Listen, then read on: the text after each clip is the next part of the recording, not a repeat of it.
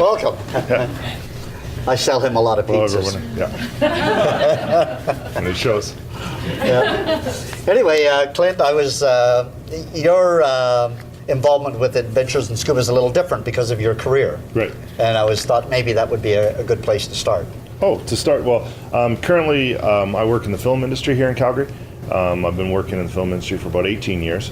Worked on a lot of the bigger pictures that you've seen that have come through the town and whatnot. My career is more or less project-based, so when I'm working on a film, it can take a few months, and during those few months I am really unavailable to anybody, including my own family. But after that point is over, and after the show is over, then I usually have some time off, and it could be months, it could be weeks, it could be days. And during that particular time, that's when I go on my dive travel. That's when I come into the shop, and our staff here makes me teach courses. And I do. Well, they get me to do whatever I can during the time that I'm off. And so I got the weekend classes. I'm doing a lot of privates these days, and a lot of the little odds and ends that not a lot of people can do because their schedule is a 9-to-5 job. So even though when I'm working full time, yes, that is my job will not allow me to do that, but because I have the time off in between jobs, I can pick up these little odd jobs, teaching and various other little projects that they got going on here, whether it's a private snorkeler or a student that needs a private lesson but is only available in the mornings. So I'm able to do a lot of that. Now, you're working all the time, so your family's slightly neglected. Mm-hmm. Let me say that. Yes. Right? Yeah, so that's true. How do you take the diving and combine it with your family to work that all out? Well, normally what my family does is, I'll be honest, we don't have a lot of grandchildren in our family. So what we do, yes, I know, they're happy with that. At any rate, what we do as a family is we go off on dive trips every year at Christmas time. Instead of buying anyone gifts and stuff like that, we just put our money towards a trip someplace, and we pick a resort or a dive location.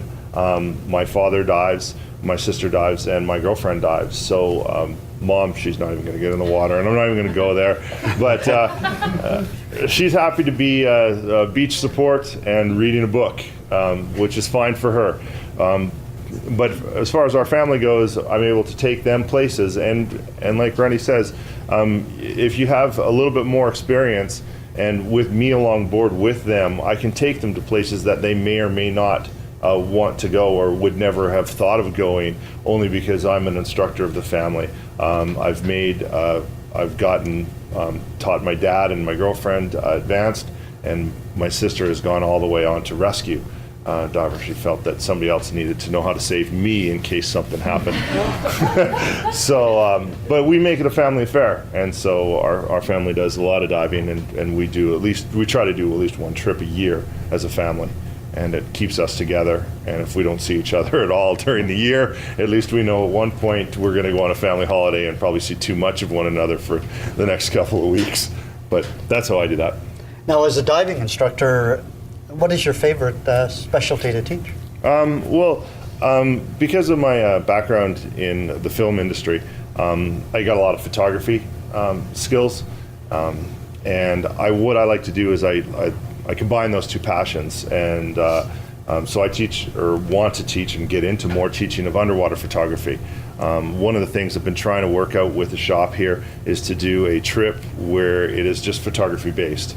That's just, so there's a lot of people now that have purchased digital cameras over the years and go out and take pictures underwater, and most of them don't turn out, or at least not turn out to the levels that they expected them to.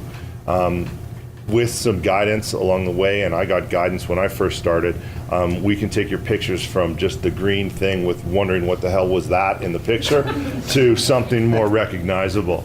And unfortunately for us being here in Calgary, we don't have the opportunity to photograph a lot of very nice looking fish. There's just not here. Nothing we can really do about that. So for that aspect of it, And it's been an ongoing project of mine for a number of years, and that's to try to organize a trip to go someplace with photographers in mind, and have a trip to the Caribbean or someplace nice that has something to photograph. I'm not saying that you can't do that.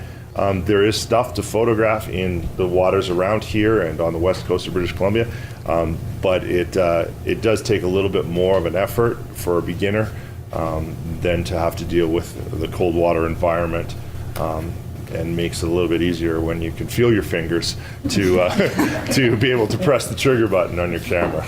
So, Any advice for anybody sitting on the fence? well, I'll go into, can I mind if I go into a little bit of a thing here? Some of you are probably sitting trying to figure out whether or not you want to do this.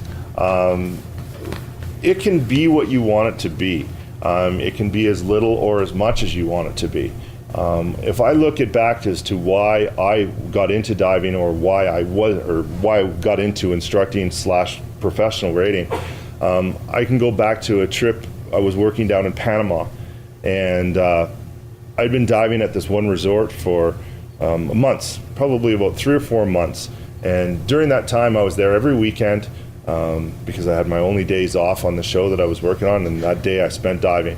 And I've been working or diving with this organization down in Panama for months. And all of a sudden, one weekend we showed up, the group of us that was always going to dive, and we found out that there was no dive master to take us out on the trip. And I was a master scuba diver at the time, had a lot of dives under my belt, and I found out that there was 2 guys from Red Deer that had showed up on Wednesday to do some diving because they were down working on another project that had PADI certification. I don't know at what level, but at least a dive master rating. And these 2 guys ended up being our dive masters for the day. And I thought to myself, why are these 2 guys they've only been here, they've dove here once, leading me, who's been here for 4 months. That doesn't make any sense at all. But because I didn't have the qualifications, they were put in charge, and they were the leaders of our little group. That sort of hurt a little bit. It made me feel a little down at the fact that these guys were considered to be better than I was. And so that sort of opened my eyes. Not only did they not pay for the diving that they were doing for that day, that I was paying $75 a dive for, they ended up getting paid for it. And I thought to myself, if I would have had that rating, I could have been that guy. When I showed up that day, they could have said, oh, hey, by the way, Clint, you're going to lead today. And not only do you not have to pay, we're going to pay you. And then I realized that's what I'd love to do. I'd love to be able to be that guy.